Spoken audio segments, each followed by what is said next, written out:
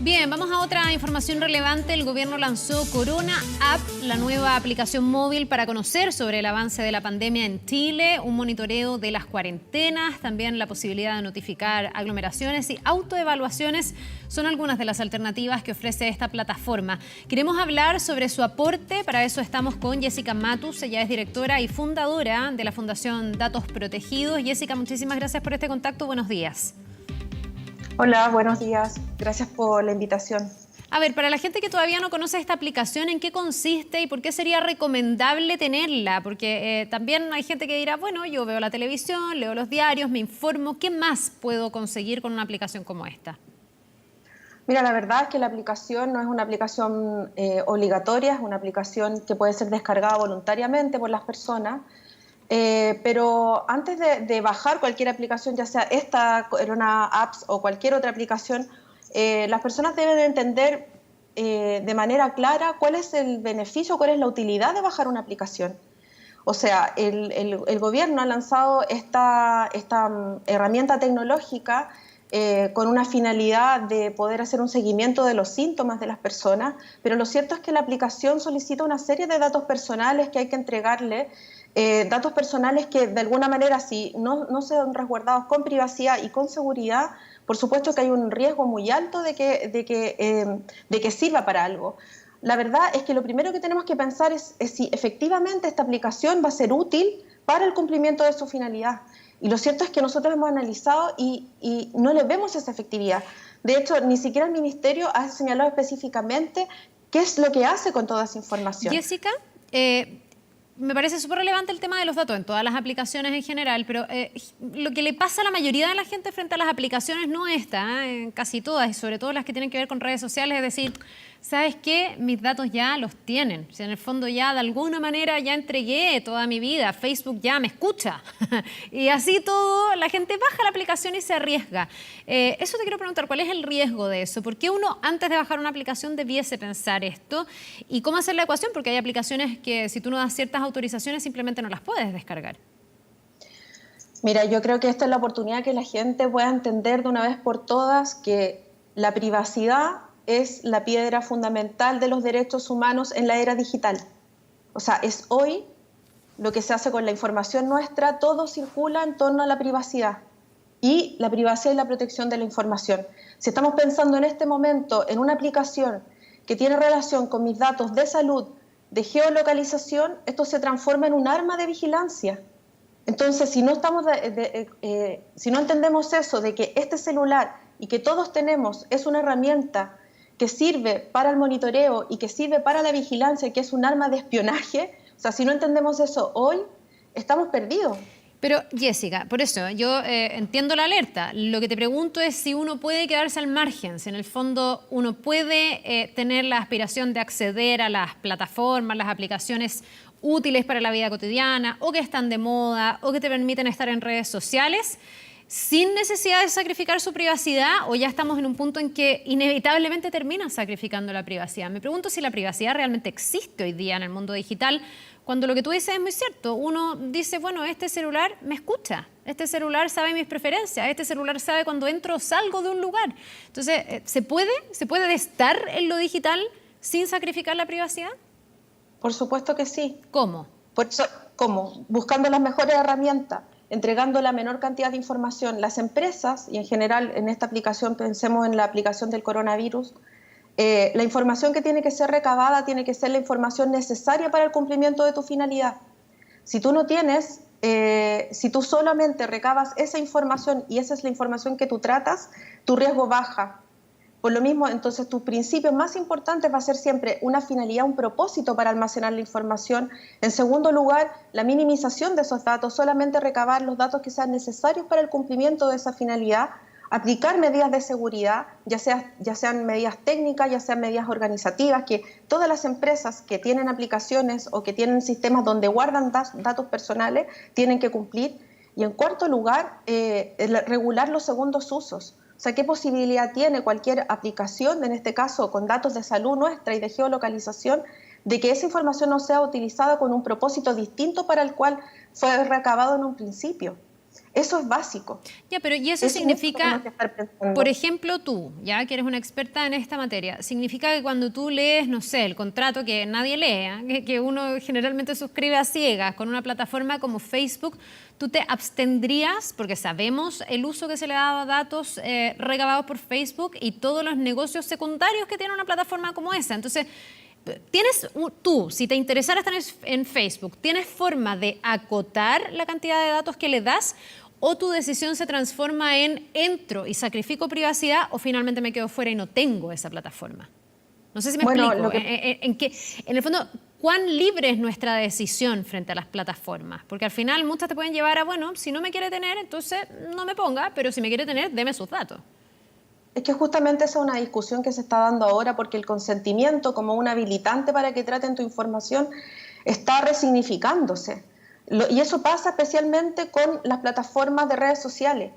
Tal vez no pasa mucho con otro tipo de plataformas donde uno no está obligado, por ejemplo, a estar. Lo que está ocurriendo hoy en día es que la persona que no se encuentra en redes sociales prácticamente no existe en la vida virtual. Entonces, por eso te digo que esto se está resignificando porque de alguna manera las cláusulas que componen esos términos y condiciones terminan siendo cláusulas abusivas. Ya, pero ¿y como está hoy día, tú te abstendrías mejor de una plataforma como esa? Facebook. Sí, no, yo no uso Facebook. Fue una decisión que tomé hace un par de años luego de evaluarlo por distintas razones, pero claro, yo cuando tengo una red social, que no es la discusión tal vez hoy día de que estamos hablando de la aplicación del coronavirus, en las redes sociales, por supuesto, ahí tú puedes elegir en qué minuto saber qué información es la que tú compartes, porque ya has hecho como un acto consciente de cuál es la información que tú tienes disponibilizada en Internet y entendiendo que las plataformas de Internet muchas veces se transforman en una especie de fuente de acceso público, en fuentes abiertas, donde mucha de la información que circula también puede ser obtenida por un tercero. Tal cual. Jessica, ya. Vamos ahora a la aplicación que nos convoca, que es esta Corona App que ha dispuesto o disponibilizado el gobierno. ¿Por qué tú dices que hay que tener cuidado? ¿Qué tipo de datos te exige esta plataforma para poder bajar la aplicación? Bueno, en primer lugar, que te pide información individualizada, o sea, te pide información para identificar a una persona. Todos tus datos personales, tu RUT, tu nombre, tu código de tu cédula de identidad. Te pide además información, y de ahí donde la persona autoriza expresamente a entregar sus datos. De alguna manera hay un consentimiento. Pero además te pide información relativa a información de salud previa. Por ejemplo, si has tenido algún tipo de enfermedad. Por lo menos lo que nosotros vimos la primera vez que bajamos la aplicación, te pedían información acerca si tú tienes VIH, o si eres hipertenso, si tienes alguna otra enfermedad grave.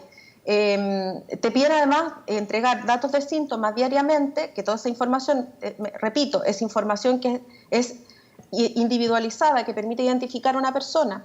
Y además entrega, lo que dice es que se puede entregar información, sumar a otros terceros que sean dependientes tuyos, y por lo tanto está entregando información de terceros que no han autorizado expresamente a bajar la aplicación. Partiendo por ahí. Luego de eso, si uno piensa cuál es la finalidad que tiene la aplicación, que es poder medir o hacerle seguimiento a síntomas de personas, entonces, ¿qué sentido tiene identificarla si en el fondo bastaría con la información que devuelve en el fondo el Ministerio de Salud? Ya, Jessica, yo entiendo que hay toda una discusión a nivel mundial respecto del uso de los datos y también en torno a esta pandemia lo ha habido. Hay una mirada siempre un poco suspicaz de los fines negativos que pueden tener aplicaciones para contar con tus datos, pero aquí alguien también podría tratar de justificarlo y decir, lo que pasa es que si nosotros logramos tener un seguimiento de cada una de las personas, podemos detectar los casos de coronavirus, entonces podemos gestionar, podemos saber, te voy a dar un ejemplo, que en la comuna tanto tenemos un adulto mayor de 80 años que ha tenido estas enfermedades de base, que tiene esta sintomatología y por lo tanto es un paciente en riesgo y nos podemos acercar a su casa y ir a atenderlo, por ejemplo. Y te lo estoy diciendo porque en países desarrollados, donde efectivamente se cuenta con ese tipo de datos, pudieron hacer eso. Pudieron hacer un testeo selectivo también. Entonces se decía, es porque tienen muy buenos datos. Y algunos dicen, ¿no será momento también, y esta es una discusión casi filosófica, ¿no?, de sacrificar ciertos derechos individuales por la protección colectiva en una pandemia como esta? ¿Qué mirada tienes tú de eso? Porque también está la contracara, es como un cuchillo de doble filo, ¿no? Esto se puede usar muy para bien o muy para mal. También está ese riesgo, que se mal utilicen los datos. Es que por supuesto, si ese es el problema hoy en día. Finalmente nosotros hemos, imagínate, la privacidad y especialmente hoy en la era digital ha sido una lucha de muchísimos años para lograr lo que tenemos hoy, que cualquier tipo de medida, y no solo la privacidad, cualquier derecho fundamental, cualquier medida que pudiera de alguna manera vulnerarla, se tiene que hacer una evaluación de impacto y verificar específicamente qué medidas son menos invasivas o menos intrusivas o menos vulneratorias al derecho a la privacidad y a la protección de los datos personales. Y en ese sentido yo tengo que hacer un test de proporcionalidad, tengo que ver la necesidad de esa medida, si es proporcional o no al objetivo que yo quiero cumplir. Y en tercer lugar, si es que hay otras que son menos invasivas, hacer un juicio, un test de proporcionalidad en concreto. Ahora, por eso te digo, existen otras alternativas de distintas aplicaciones u otras soluciones tecnológicas que permiten resguardar la identidad de la persona, porque lo que pasa finalmente es que tú pones en riesgo otras cosas. Mira, solamente pensemos en esto. ¿Qué pasó con el vecino haitiano ayer? El vecino haitiano, las bases de datos informaban a este carabinero que el vecino haitiano estaba contagiado. Sí. ¿Tú sabes cómo se llama eso? Eso se llama calidad del dato. El dato era erróneo. ¿Por qué había un dato que era erróneo en una base de datos? ¿Quién le entrega esa información a Carabineros? ¿Cada cuánto tiempo le actualizan la información? Mira, casos como ese van a empezar a ocurrir. ¿Por qué? Porque las bases de datos en el fondo no cumplen con ciertos niveles de seguridad, ni privacidad, ni tampoco de calidad. No, y me parece súper relevante Entonces, por eso te digo que parte de todo esto, pueden haber medidas, pero tienen que ser bien adoptadas. No, y esto tienen que tú tener dices una finalidad. ha sido parte de la discusión, porque también, por ejemplo, ha habido alcaldes que piden contar ellos también con esas identidades para poder sumarse a la fiscalización. Algunos dicen que eso choca con, por ejemplo, el derecho de los pacientes a la privacidad. Tú me vas a decir también que choca con el concepto de la privacidad en general, no solo del derecho del paciente, sino que del derecho de cualquier persona.